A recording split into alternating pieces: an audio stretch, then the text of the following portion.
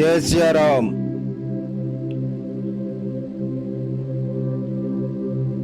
श्री गणेशाय नमः। श्री जानकी वल्लभो विजयते। श्री रामचरित मानस चतुर्थ सोपान किष्किंधा कांड श्लोक। कुंदेन्दीवर सुंदरावती बलौ विज्ञान धामावो भव सौभाढ्यौ वर्धन्विनौ श्रुति नुतो गौवी प्रवृंद प्रियौ माया मानुष रूपिणौ रघुवरौ सद्धर्म वर्मौ हितौ सीतान्वेषण तत्परौ पथिगतौ भक्ति प्रदौ तौ ही नः ब्रह्माम्बोधि समुद्भवं कलिमल प्रध्वंसनं चाव्ययम् श्रीमच्छम्भु मुखेन्दु सुंदर वरे संशोभितं सर्वदा संसारामय भीषजं सुखकरं श्री जानकी जीवनम् धन्यास्ते कृतिनः पिबन्ति सततं श्री राम नामामृतम्। कुंद पुष्प और नील कमल के समान सुंदर गौर एवं श्याम वर्ण अत्यंत बलवान विज्ञान के धाम शोभा संपन्न श्रेष्ठ धनुर्धर वेदों के द्वारा वंदित गौ एवं ब्राह्मणों के समूह के प्रिय अथवा प्रेमी माया से मनुष्य रूप धारण किए हुए श्रेष्ठ धर्म के लिए कवच स्वरूप सबके हितकारी श्री सीता जी की खोज में लगे हुए पथिक रूप रघुकुल के श्रेष्ठ श्री राम जी और श्री लक्ष्मण जी दोनों भाई निश्चय ही हमें भक्ति प्रद हों। वे सुकृति पुण्यात्मा पुरुष धन्य हैं जो वेद रूपी समुद्र के मथने से उत्पन्न हुए कलयुग के मल को सर्वथा नष्ट कर देने वाले अविनाशी भगवान श्री शंभु के सुंदर एवं श्रेष्ठ मुख रूपी चंद्रमा में सदा शोभायमान जन्म मरण रूपी रोग के औसत सबको सुख देने वाले और श्री जानकी जी के जीवन स्वरूप श्री राम नाम रूपी अमृत का निरंतर पान करते रहते हैं। जहाँ श्री शिव पार्वती बसते हैं उस काशी को मुक्ति की जन्मभूमि ज्ञान की खान और पापों का नाश करने वाली जानकर उसका सेवन क्यों न किया जाए। जिस भीषण हलाहल विष से सब देवता गण जल रहे थे उसको जिन्होंने स्वयं पान कर लिया, रे मंद मन तू उन शंकर जी को क्यों नहीं भजता। उनके समान कृपालु और कौन है। श्री रघुनाथ जी फिर आगे चले। ऋष्यमुख पर्वत निकट आ गया। वहां ऋष्यमुख पर्वत पर मंत्रियों सहित सुग्रीव रहते थे। अतुलनीय बल की सीमा श्री रामचंद्र जी और लक्ष्मण जी को आते देखकर सुग्रीव अत्यंत भयभीत होकर बोले, हे हनुमान सुनो, ये दोनों पुरुष बल और रूप के निधान हैं। तुम ब्रह्मचारी का रूप धारण करके जाकर देखो। अपने हृदय में उनकी यथार्थ बात जानकर मुझे इशारे से समझाकर कह देना। यदि वे मन के मलिन बाली के भेजे हुए हों तो मैं तुरंत ही इस पर्वत को छोड़कर भाग जाऊं। यह सुनकर हनुमान जी ब्राह्मण का रूप धरकर वहां गए और मस्तक नवाकर इस प्रकार पूछने लगे, हे वीर, सांवले और गोरे शरीर वाले आप कौन हैं जो क्षत्रिय के रूप में वन में फिर रहे हैं। हे स्वामी, कठोर भूमि पर कोमल चरणों से आप किस कारण वन में विचर रहे हैं। मन को हरण करने वाले आपके सुंदर कोमल अंग हैं और आप वन की दुसह धूप और वायु को सह रहे हैं। क्या आप ब्रह्मा विष्णु महेश इन तीनों देवताओं में से कोई हैं या आप दोनों नर और नारायण हैं, अथवा आप जगत के मूल कारण और संपूर्ण लोकों के स्वामी स्वयं भगवान हैं, जिन्होंने लोगों को भवसागर से पार उतारने तथा पृथ्वी का भार नष्ट करने के लिए मनुष्य रूप में अवतार लिया है। श्री रामचंद्र जी ने कहा, हम कौशल राज दशरथ जी के पुत्र हैं और पिता का वचन मानकर वन आए हैं। हमारे राम लक्ष्मण नाम है, हम दोनों भाई हैं। हमारे साथ सुंदर सुकुमारी स्त्री थी।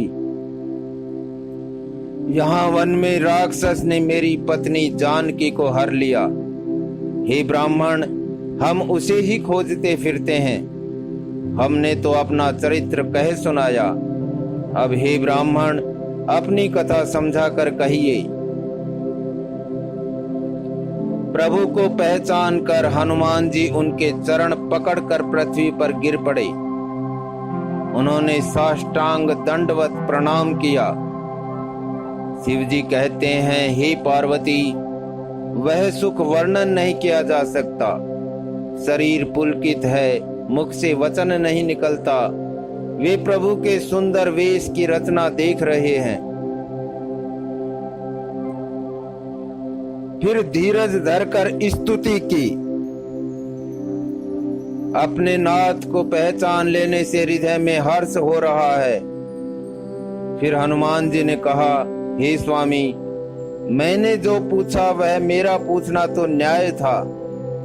वर्षों के बाद आपको देखा, वह भी तपस्वी के वेश में, और मेरी वानरी बुद्धि, इससे मैं तो आपको पहचान ना सका। और अपनी परिस्थिति के अनुसार मैंने आपसे पूछा, परंतु आप मनुष्य की तरह कैसे पूछ रहे हैं?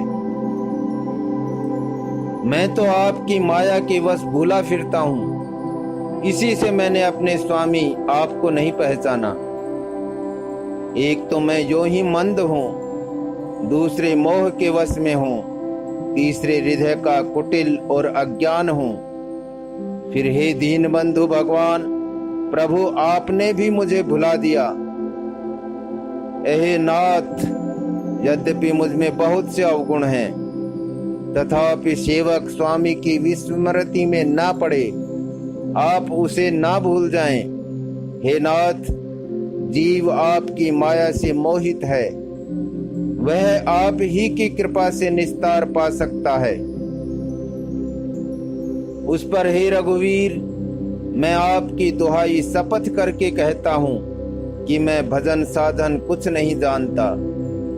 सेवक स्वामी के और पुत्र माता के भरोसे निश्चिंत रहता है। प्रभु को सेवक का पालन पोषण करते ही बनता है, करना ही पड़ता है। ऐसा कहकर हनुमान जी अकुला कर प्रभु के चरणों पर गिर पड़े। उन्होंने अपना असली शरीर प्रकट कर दिया। उनके हृदय में प्रेम छा गया।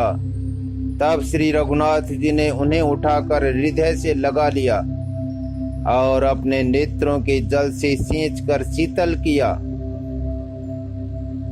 फिर कहा, हे कपि, सुनो, मन में ग्लानि मत मानना, मन छोटा ना करना। तुम मुझे लक्ष्मण से भी दूने प्रिय हो। सब कोई मुझे समदर्शी कहते हैं। मेरे लिए न कोई प्रिय है न अप्रिय है, पर मुझको सेवक प्रिय है, क्योंकि वह अनन्य गति होता है। मुझे छोड़कर उसको कोई दूसरा सहारा नहीं होता। और हे हनुमान, अनन्य वही है जिसकी ऐसी बुद्धि कभी नहीं टलती कि मैं सेवक हूँ और यह चराचर जड़ चेतन जगत मेरे स्वामी भगवान का रूप है। स्वामी को अनुकूल प्रसन्न देखकर पवन कुमार हनुमान जी के हृदय में हर्ष छा गया और उनके सब दुख जाते रहे। उन्होंने कहा, हे नाथ, इस पर्वत पर वानर राज सुग्रीव रहते हैं, वह आपका दास है। हे नाथ, उससे मित्रता कीजिए और उसे दीन जानकर निर्भय कर दीजिए।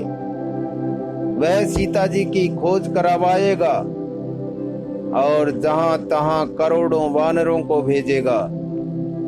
इस प्रकार सब बातें समझाकर हनुमान जी ने श्री राम लक्ष्मण दोनों जनों को पीठ पर चढ़ा लिया। जब सुग्रीव ने श्री रामचंद्र जी को देखा तो अपने जन्म को अत्यंत धन्य समझा। सुग्रीव चरणों में मस्तक नवाकर आदर सहित मिले। श्री रघुनाथ जी भी छोटे भाई सहित उनसे गले लगकर मिले। सुग्रीव मन में इस प्रकार सोच रहे हैं कि हे विधाता, क्या ये मुझसे प्रीति करेंगे?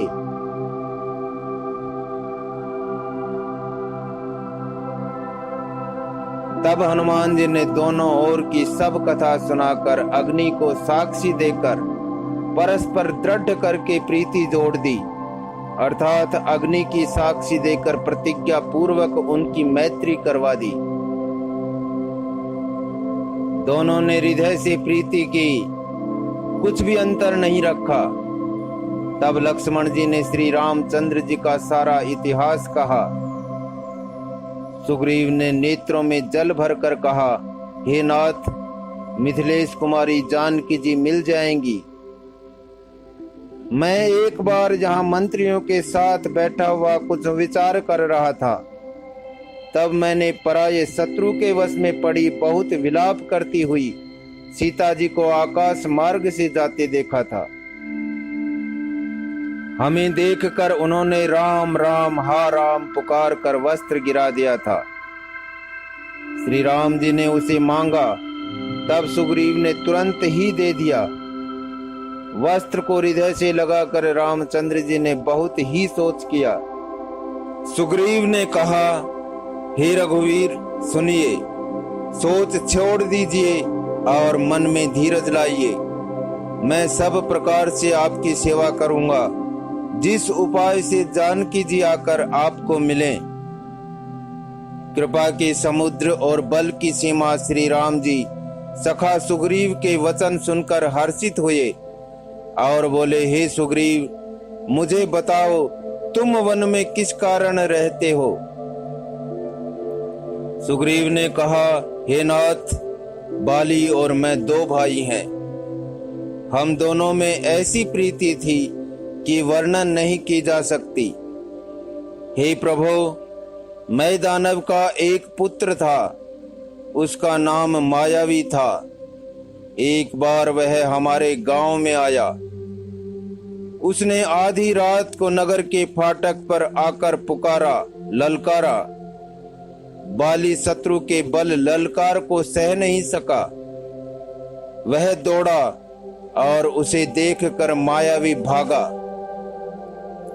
मैं भी भाई के संग लगा चला गया। वह मायावी एक पर्वत की गुफा में जा घुसा। तब बाली ने मुझे समझा कर कहा, तुम एक पखवाड़े 15 दिन तक मेरी बाट देखना। यदि मैं उतने दिनों में न आऊं तो जान लेना कि मैं मारा गया। हे खरारी, मैं वहां महीने भर तक रहा। वहां उस गुफा में से रक्त की बड़ी भारी धारा निकली। तब मैंने समझा कि उसने बाली को मार डाला, अब आकर मुझे मारेगा। इसलिए मैं वहां गुफा के द्वार पर एक शिला लगाकर भाग आया। मंत्रियों ने नगर को बिना स्वामी राजा का देखा तो मुझको जबरदस्ती राज्य दे दिया। बाली उसे मारकर घर आ गया।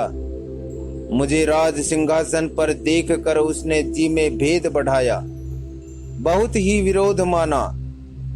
उसने समझा कि यह राज्य के लोभ से ही गुफा के द्वार पर शिला दे आया था, जिससे मैं बाहर न निकल सकूं, और यहाँ आकर राजा बन बैठा। उसने मुझे शत्रु के समान बहुत अधिक मारा और मेरा सर्वस्व तथा मेरी स्त्री को भी छीन लिया। हे कृपालु रघुवीर, मैं उसके भय से समस्त लोकों में बेहाल होकर फिरता रहा। वह साप के कारण यहाँ नहीं आता, तो भी मैं मन में भयभीत रहता हूँ। सेवक का दुख सुनकर दीनों पर दया करने वाले श्री रघुनाथ जी की दोनों विशाल भुजाएं फड़क उठी। उन्होंने कहा, हे सुग्रीव सुनो, मैं एक ही बाण से बाली को मार डालूंगा। ब्रह्मा और रुद्र की शरण में जाने पर भी उसके प्राण ना बचेंगे। जो लोग मित्र के दुख से दुखी नहीं होते, उन्हें देखने से ही बड़ा पाप लगता है।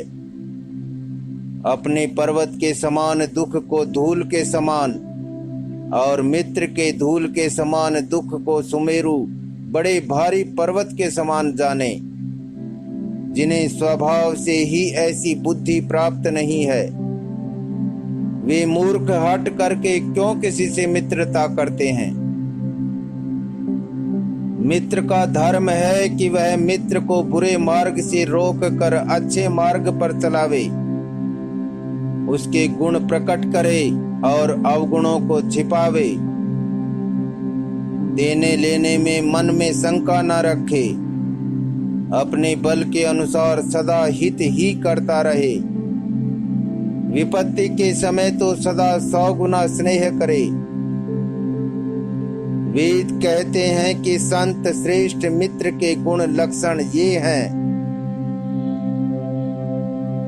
जो सामने तो बना बना कर कोमल वचन कहता है और पीठ पीछे बुराई करता है तथा मन में कुटिलता रखता है। हे भाई, इस तरह जिसका मन सांप की चाल के समान टेढ़ा है, ऐसे कुमित्र को त्यागने में ही भलाई है। मूर्ख सेवक, कंजूस राजा, उल्टा स्त्री और कपटी मित्र, ये चारों सूल के समान पीड़ा देने वाले हैं। हे सखा, मेरे बल पर अब तुम चिंता छोड़ दो।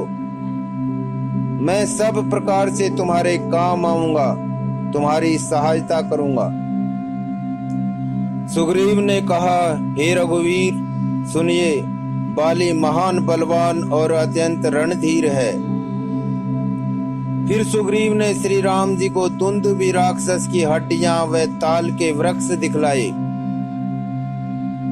श्री रघुनाथ जी ने उन्हें बिना ही परिश्रम के आसानी से ढहा दिया।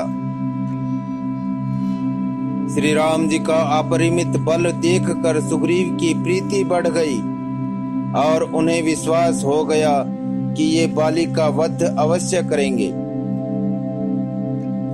वे बार बार चरणों में सिर नवाने लगे। प्रभु को पहचान कर सुग्रीव मन में हर्षित हो रहे थे। जब ज्ञान उत्पन्न हुआ तब वे ये वचन बोले कि हे नाथ, आपकी कृपा से अब मेरा मन स्थिर हो गया। सुख, संपत्ति, परिवार और बड़ाई बड़प्पन सबको त्याग कर मैं आपकी सेवा ही करूंगा,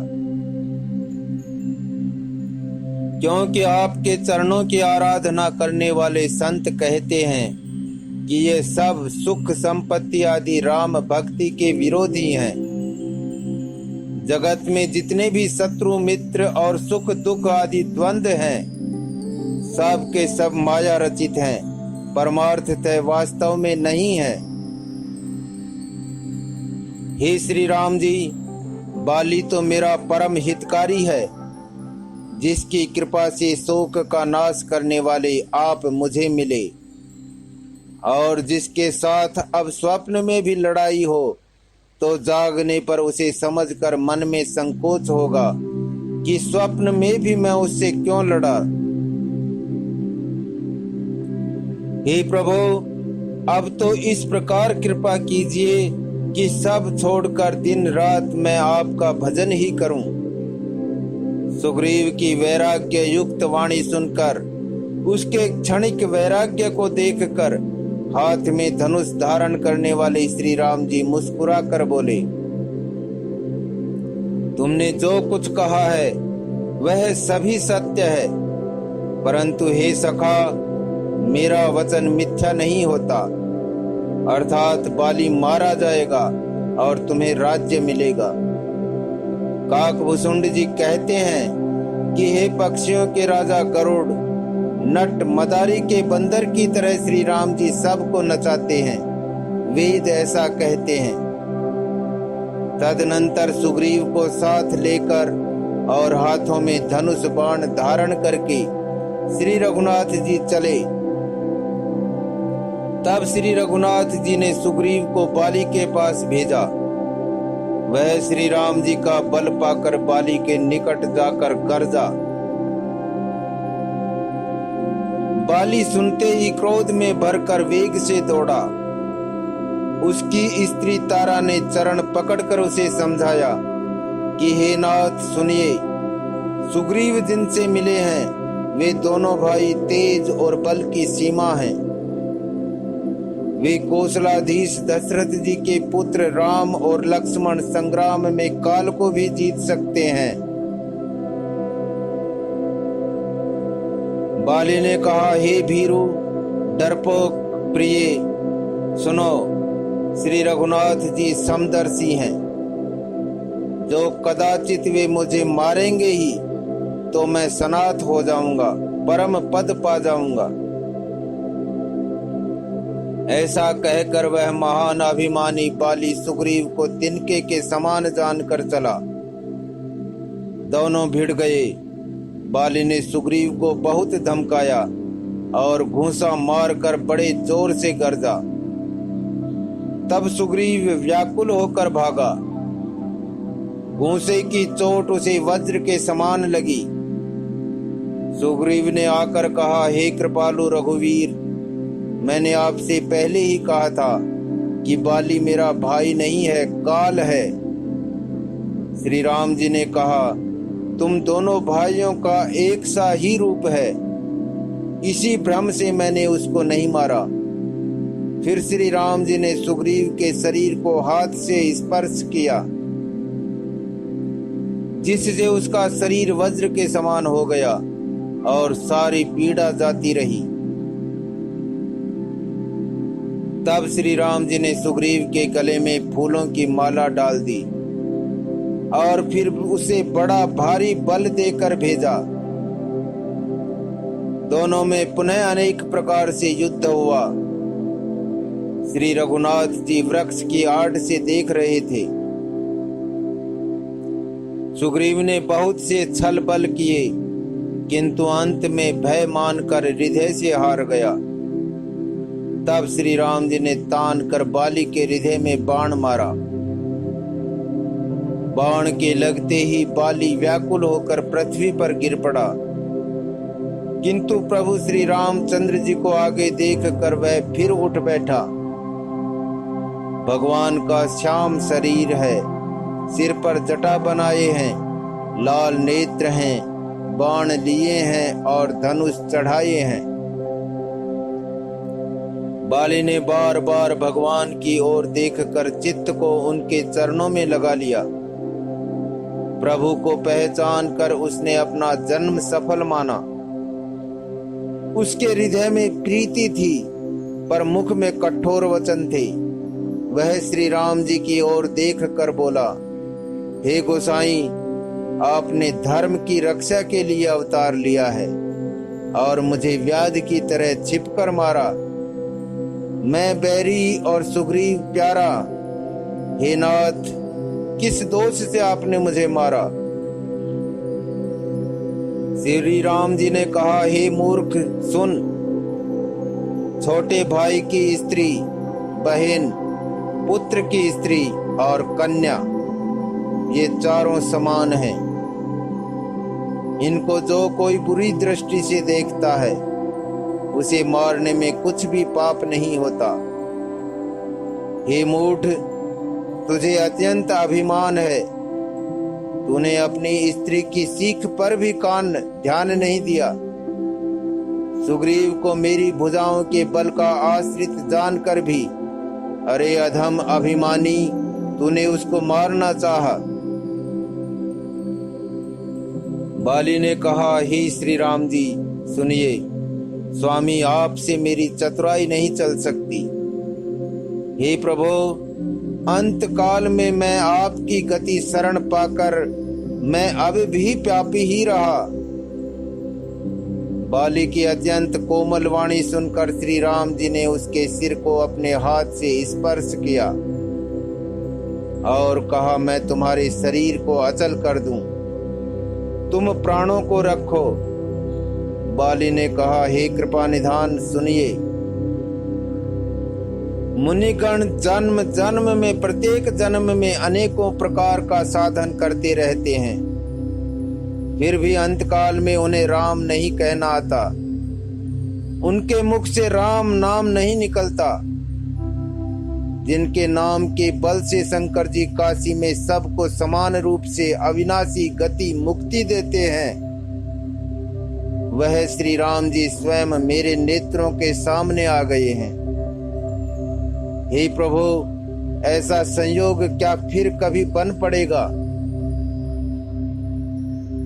श्रुतियां नेति नेति कहकर निरंतर जिनका गुणगान करती रहती हैं तथा प्राण और मन को जीतकर एवं इंद्रियों को विषयों के रस से सर्वथा नीरस बनाकर मुनिगण ध्यान में जिनकी कभी क्वचित ही झलक पाते हैं, वे ही प्रभु आप साक्षात मेरे सामने प्रकट हैं।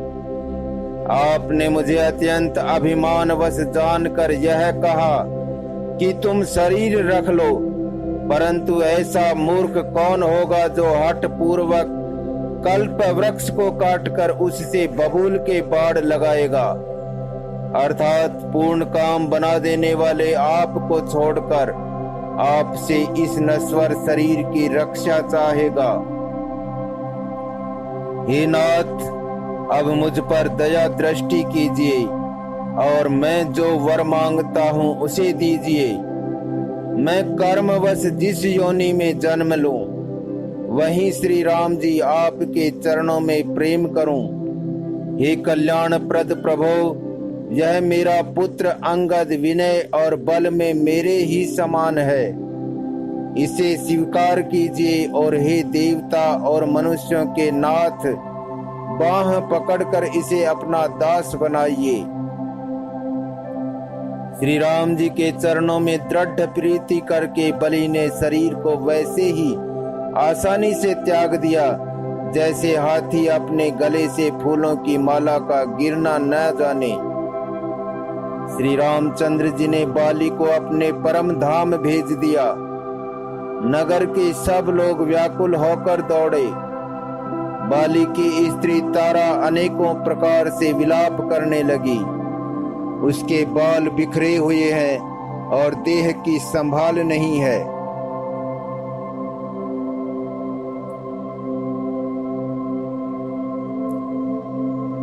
तारा को व्याकुल देखकर श्री रघुनाथ जी ने उसे ज्ञान दिया और उसकी माया अज्ञान हर ली।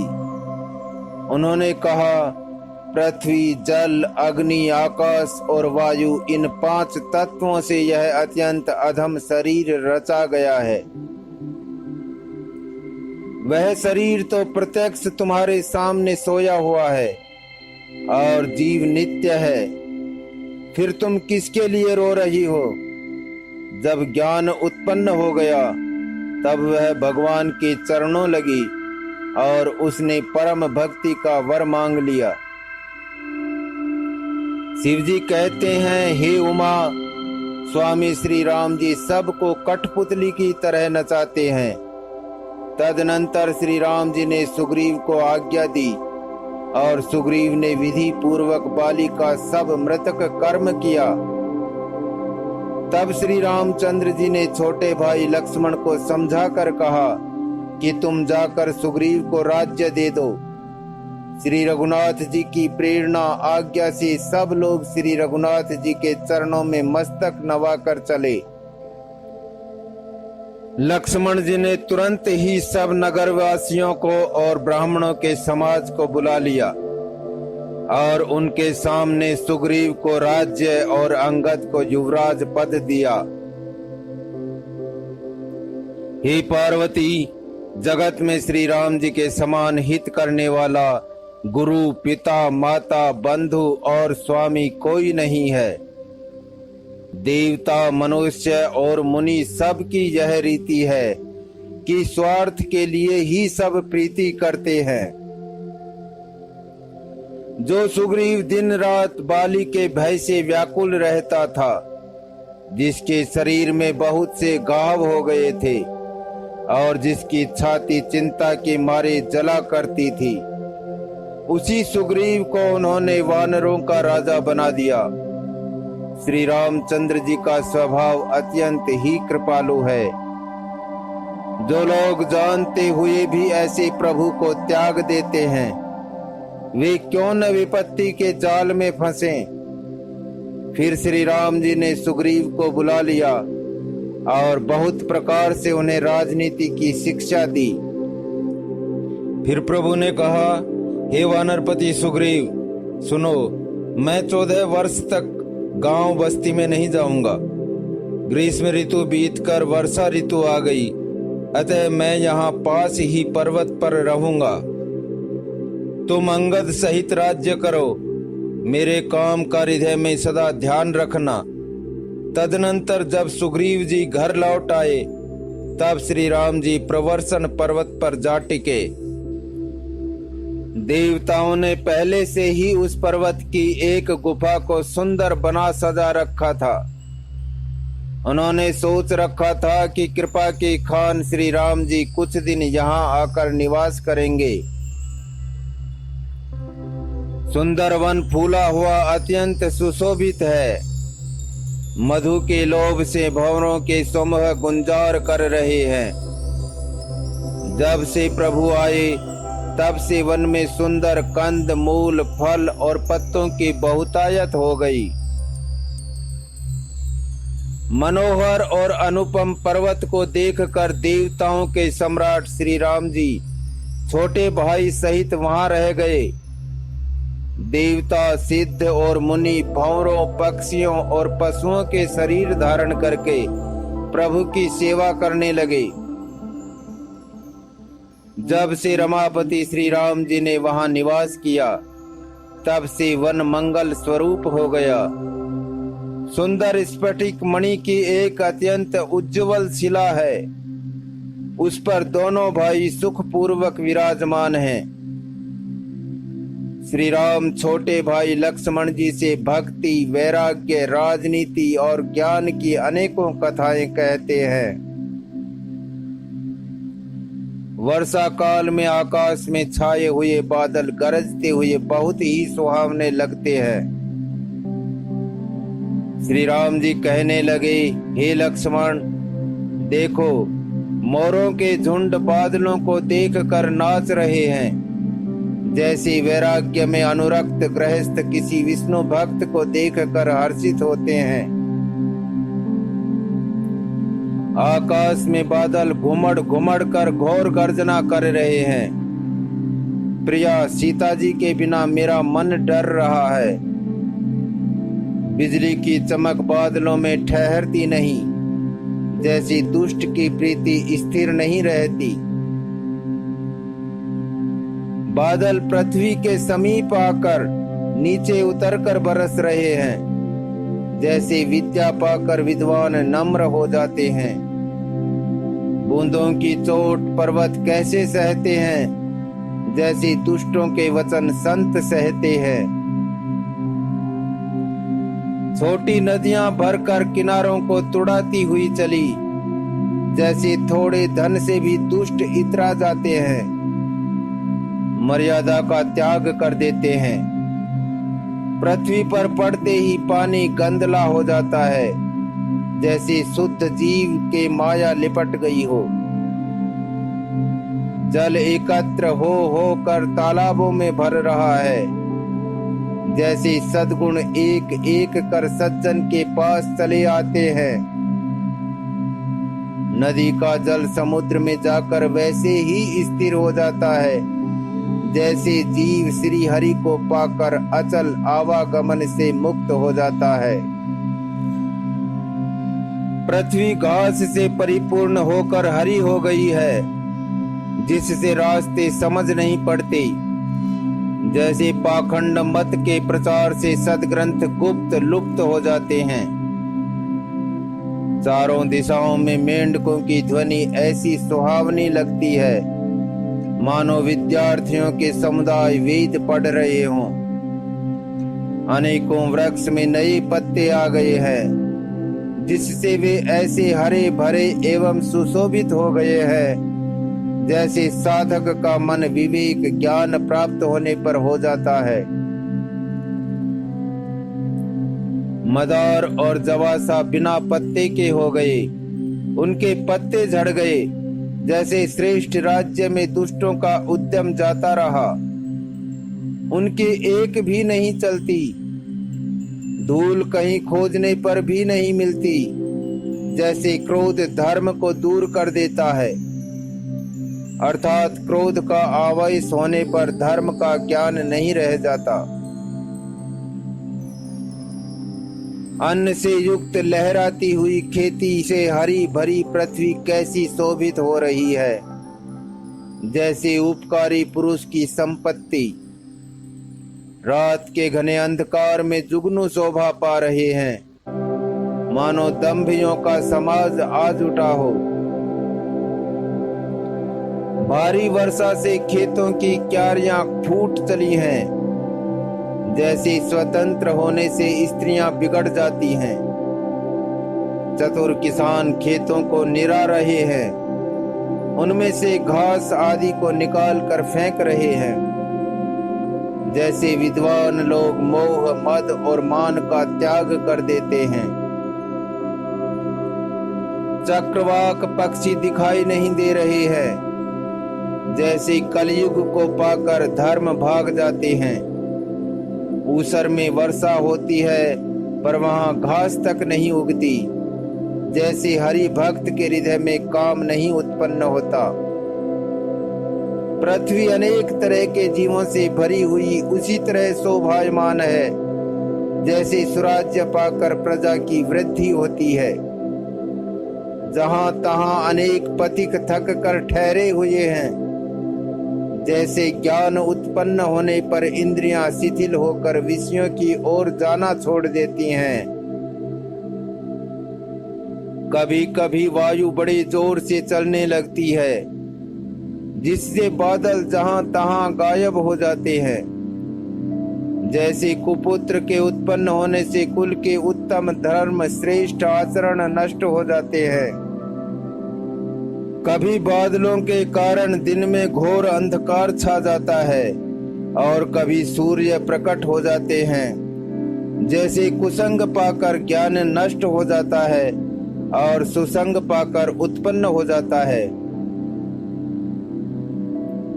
हे लक्ष्मण, देखो वर्षा बीत गई और परम सुंदर शरद ऋतु आ गई।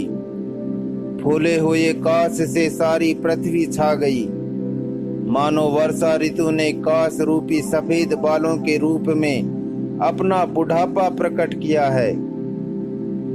अगस्त के तारे ने उदय होकर मार्ग के जल को सोख लिया, जैसे संतोष लोभ को सोख लेता है। नदियों और तालाबों का निर्मल जल ऐसी शोभा पा रहा है, जैसे मद और मोह से रहित संतों का हृदय।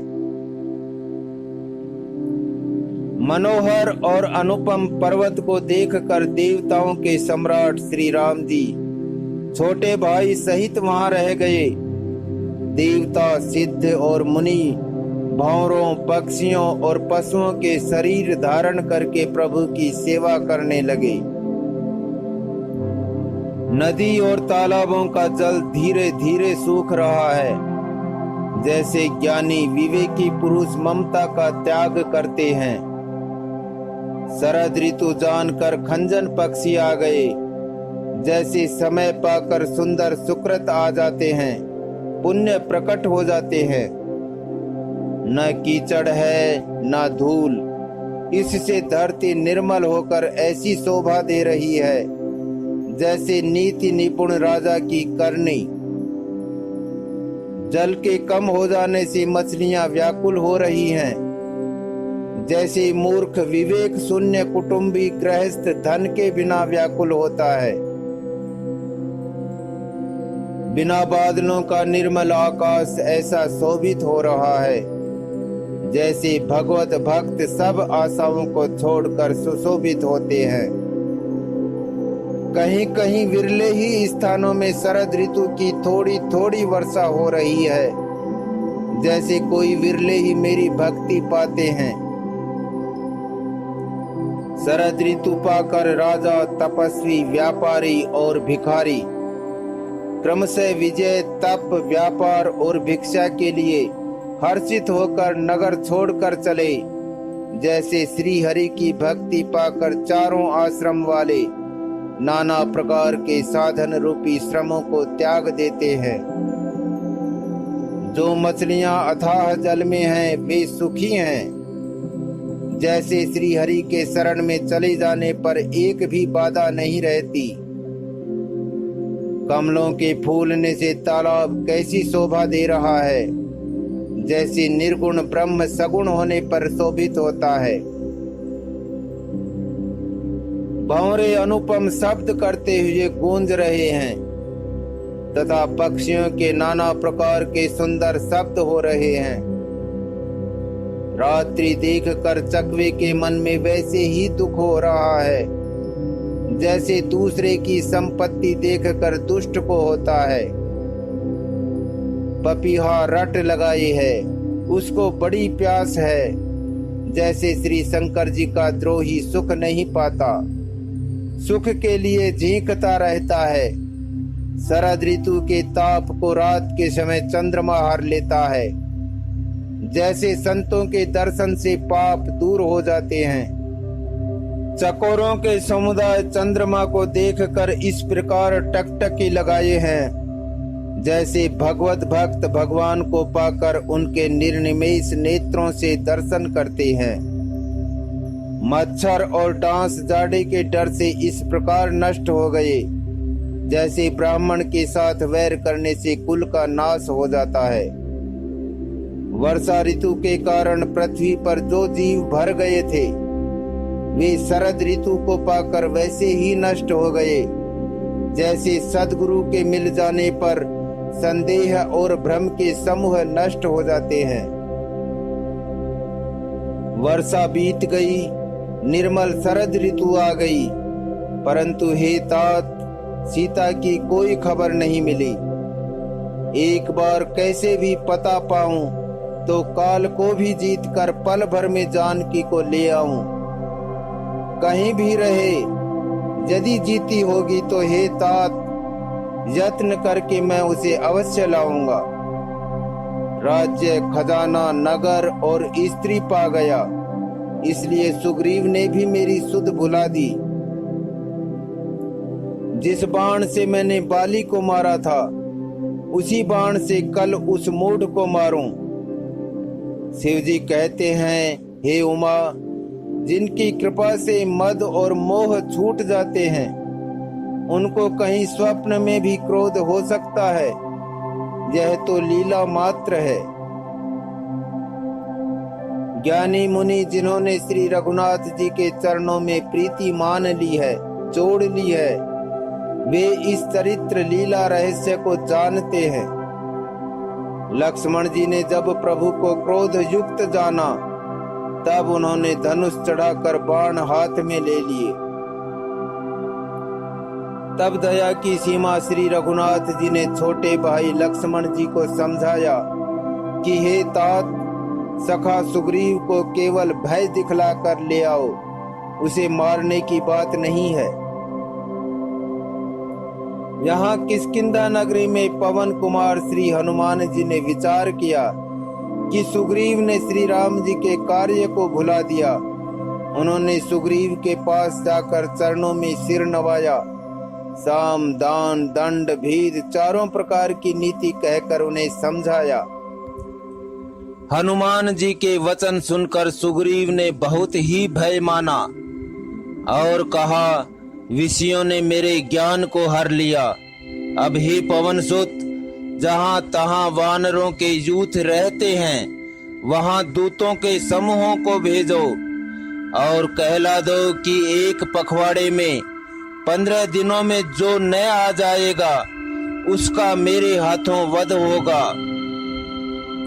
तब हनुमान जी ने दूतों को बुलाया और सबका सम्मान करके सबको भय, प्रीति और नीति दिखलाई। सब बंदर चरणों में सिर नवा कर चले। इसी समय लक्ष्मण जी नगर में आए। उनका क्रोध देखकर बंदर जहां तहां भागे। तदनंतर लक्ष्मण जी ने धनुष चढ़ाकर कहा कि नगर को जलाकर अभी राख कर दूंगा। तब नगर भर को व्याकुल देखकर बाली पुत्र अंगद जी उनके पास आए। अंगद ने उनके चरणों में सिर नवाकर विनती की, क्षमा याचना की। तब लक्ष्मण जी ने उनको अभय बाह दी। भुजा उठाकर कहा कि डरो मत। सुग्रीव ने अपने कानों से लक्ष्मण जी को क्रोध युक्त सुनकर भय से अत्यंत व्याकुल होकर कहा, हे हनुमान, सुनो, तुम तारा को साथ ले जाकर विनती करके राजकुमार को समझाओ। समझा बुझाकर शांत करो। हनुमान जी ने तारा सहित जाकर लक्ष्मण जी के चरणों की वंदना की और प्रभु के सुंदर यश का बखान किया।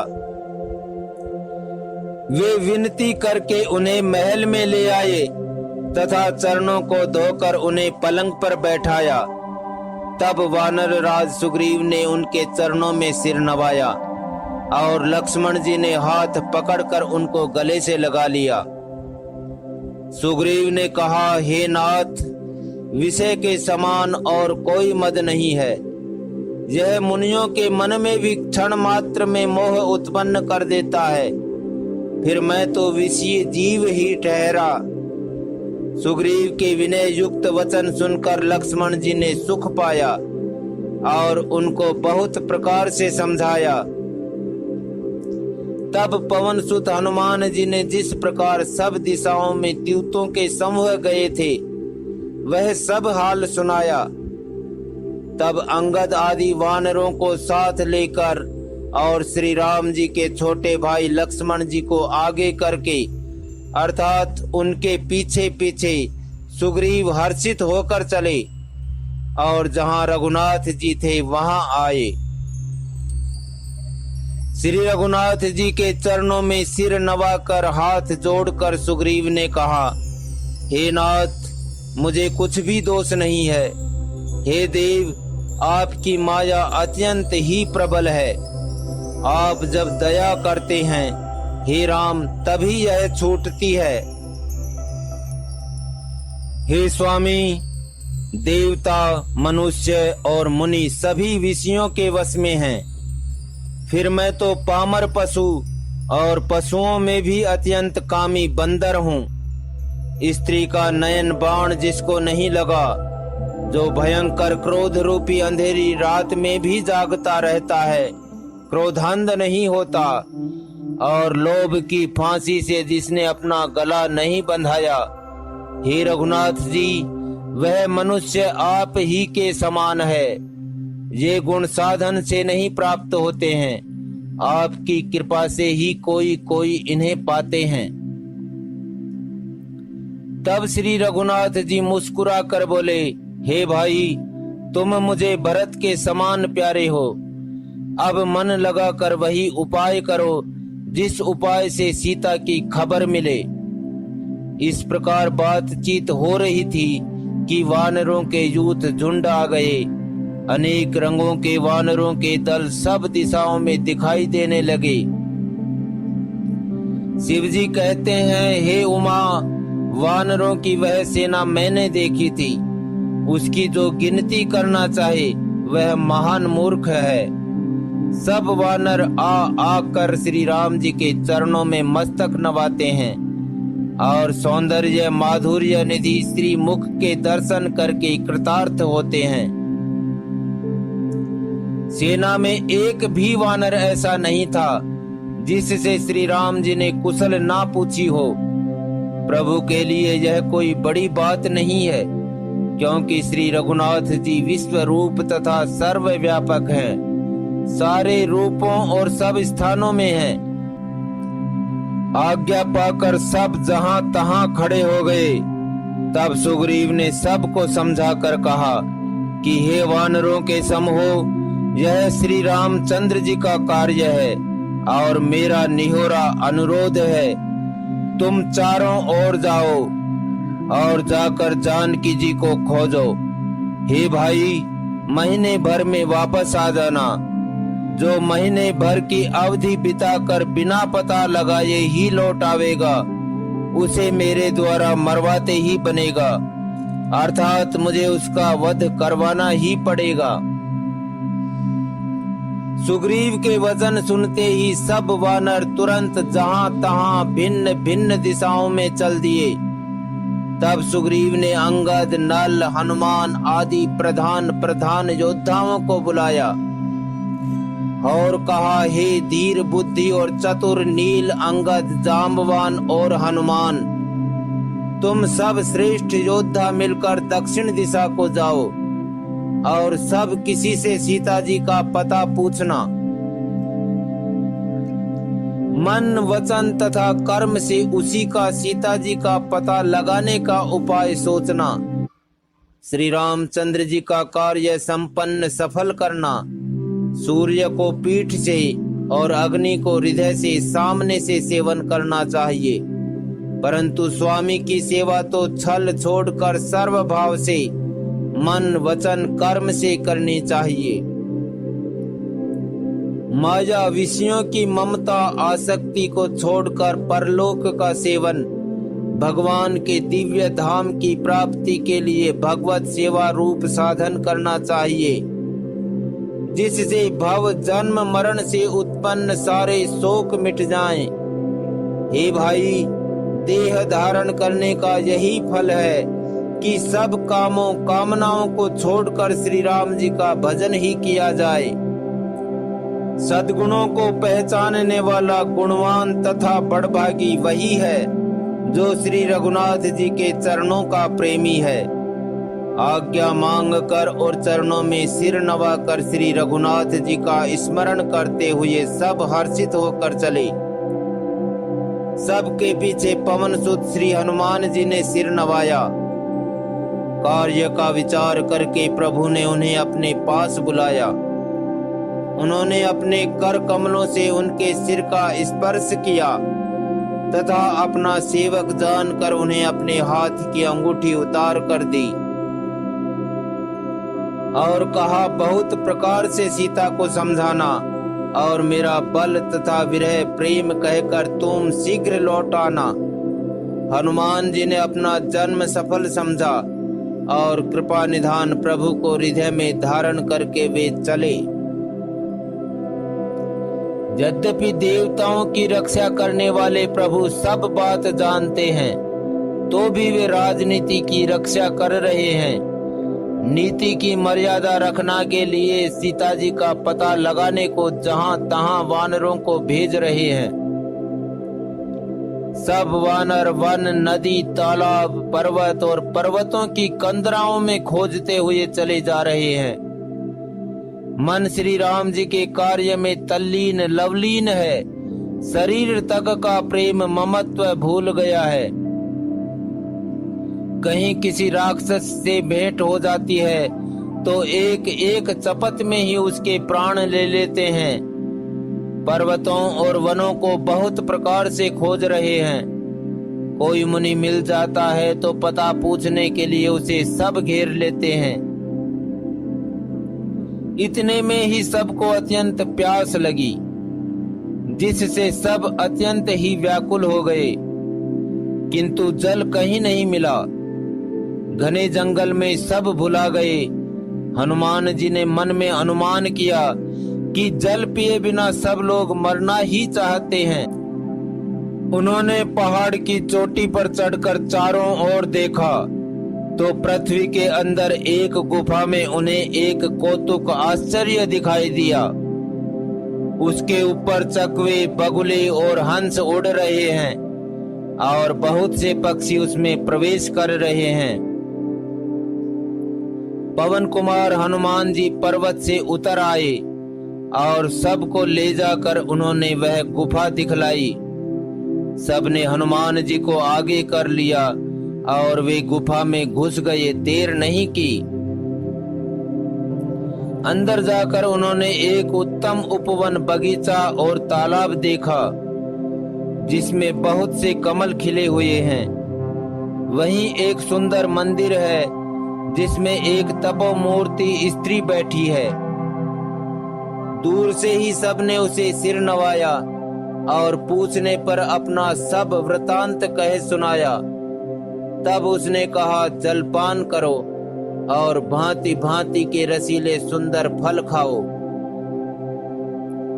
आज्ञा पाकर सब ने स्नान किया, मीठे फल खाए और फिर सब उसके पास चले आए।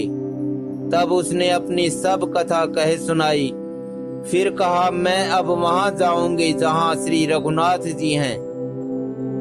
तुम लोग आंखें मूंद लो और गुफा को छोड़कर बाहर जाओ। तुम सीता जी को पा जाओगे। पछताओ नहीं, निराश ना हो। वो आंखें मूंद कर फिर जब आंखें खोली तो सब वीर क्या देखते हैं कि सब समुद्र के तीर पर खड़े हैं और वह स्वयं वहां गई जहां श्री रघुनाथ जी थे। उसने जाकर प्रभु के चरण कमलों में मस्तक नवाया और बहुत प्रकार से विनती की। प्रभु ने उसे अपनी अनपायनी अचल भक्ति दी।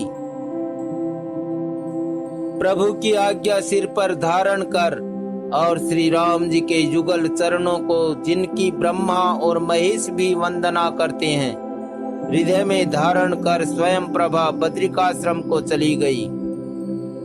यहाँ वानरगण मन में विचार कर रहे हैं कि अवधि तो बीत गई पर काम कुछ ना हुआ।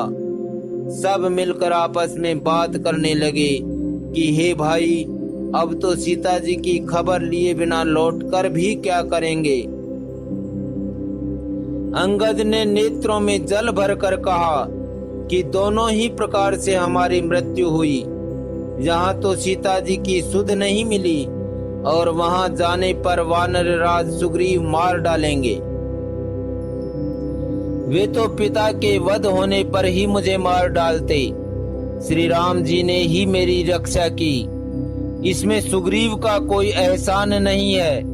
अंगद बार बार सबसे कह रहे हैं कि मरण हुआ, इसमें कुछ भी संदेह नहीं है।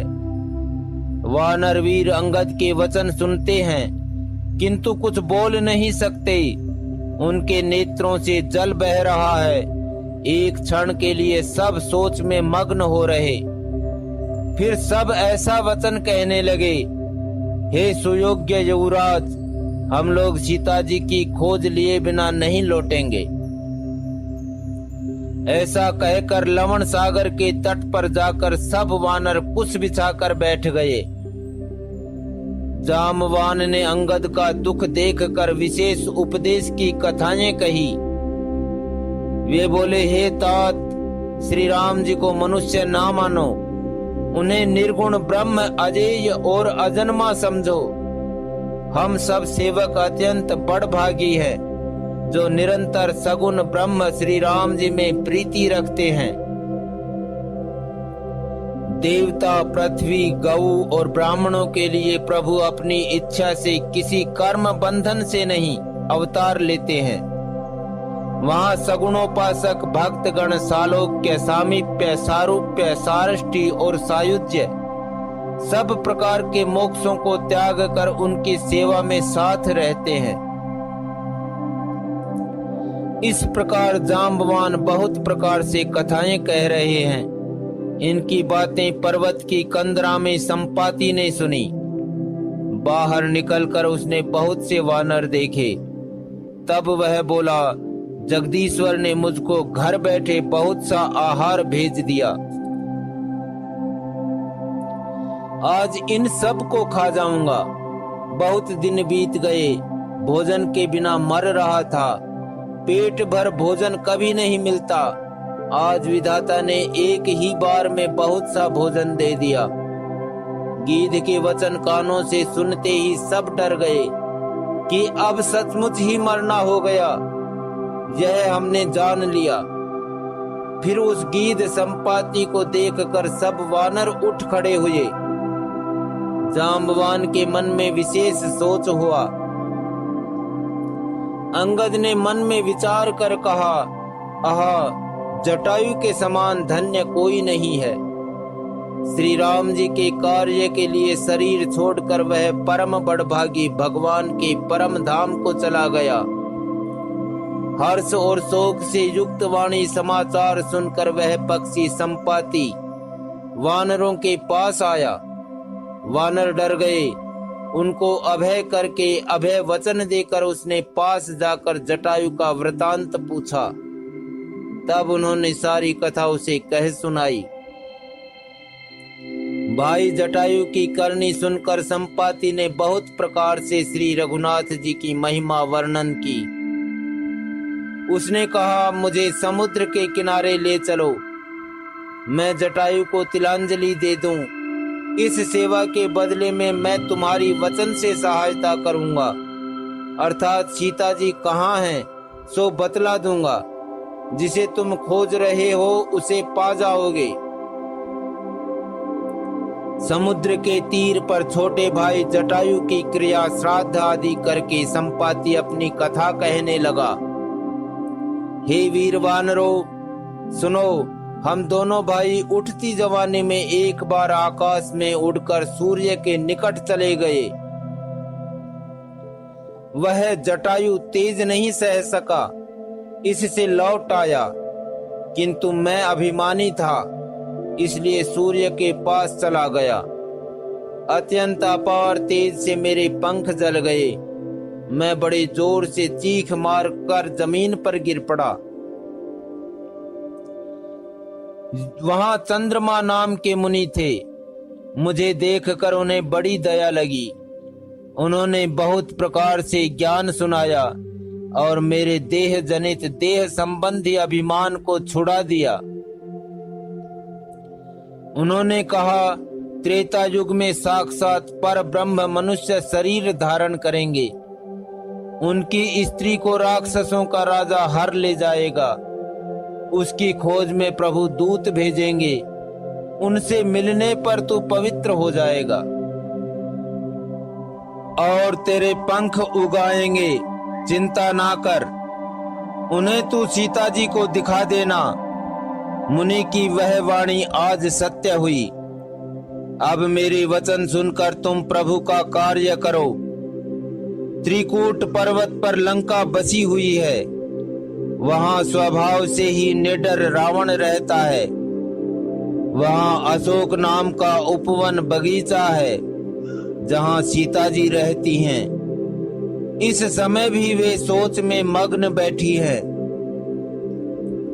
मैं उन्हें देख रहा हूं, तुम नहीं देख सकते, क्योंकि गीध की दृष्टि अपार होती है, बहुत दूर तक जाती है। क्या करूं, मैं बूढ़ा हो गया, नहीं तो तुम्हारी कुछ तो सहायता अवश्य करता।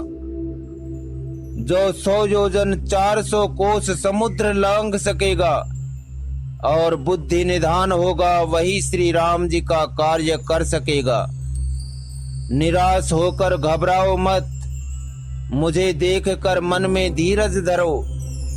देखो श्री राम जी की कृपा से देखते ही देखते मेरा शरीर कैसा हो गया।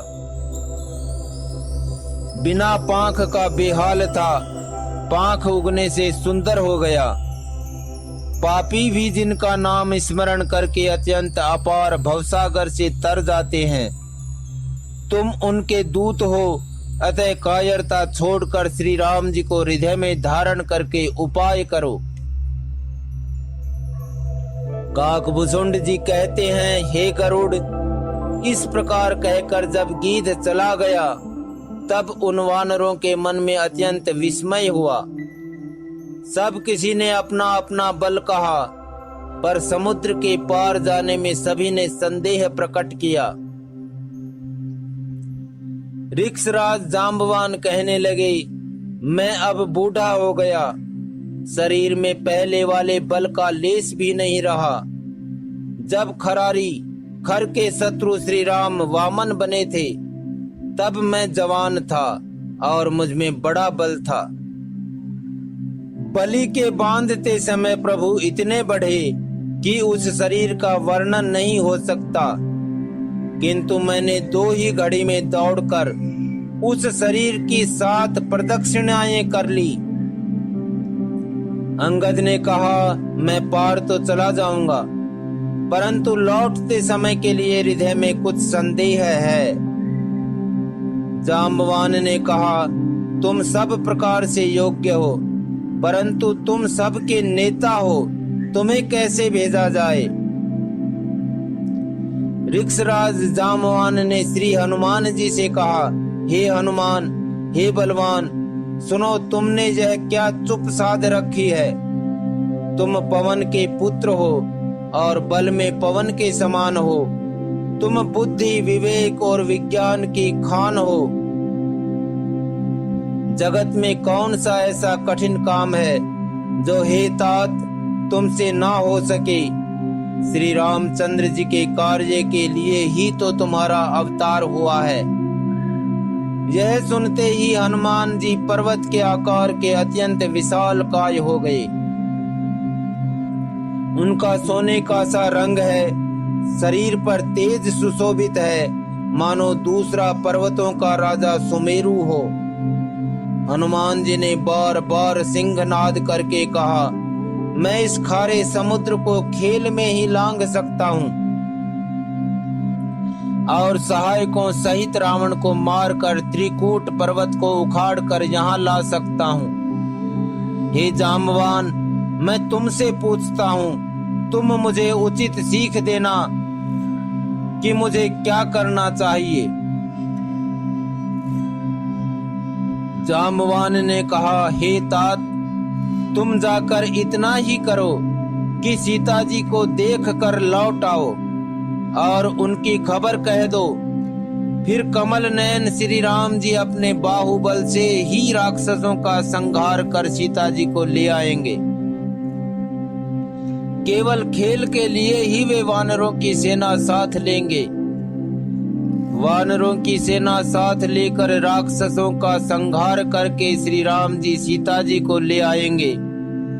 तब देवता और नारद आदि मुनि भगवान के तीनों लोकों को पवित्र करने वाले सुंदर यश का बखान करेंगे, जिसे सुनने, गाने, कहने और समझने से मनुष्य परम पद पाते हैं और जिसे श्री रघुवीर के चरण कमल का मधुकर भ्रमर तुलसीदास गाता है।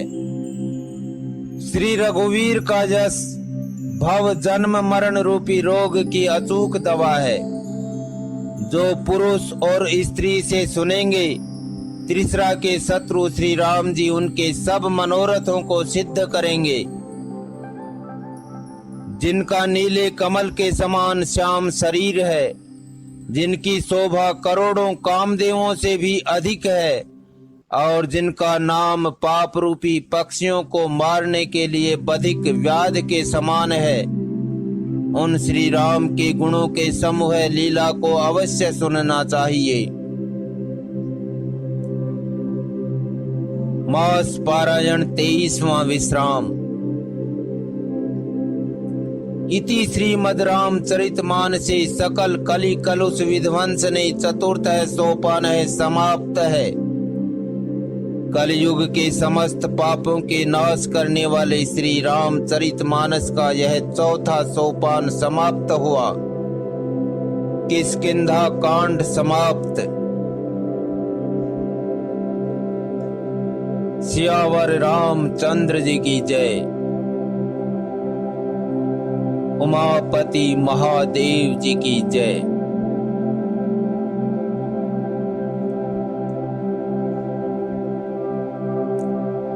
आदौ रामतपवनादिगमनं हत्वा मृगं काञ्चनं वैदेही हरणं जटायुमरणं सुग्रीव सम्भाषणं बालनिग्रहणं समुद्रतरणं लङ्कापुरीदाहनं पश्चाद् रावण कुम्भकर्ण हननम् एतद् रामायणम्।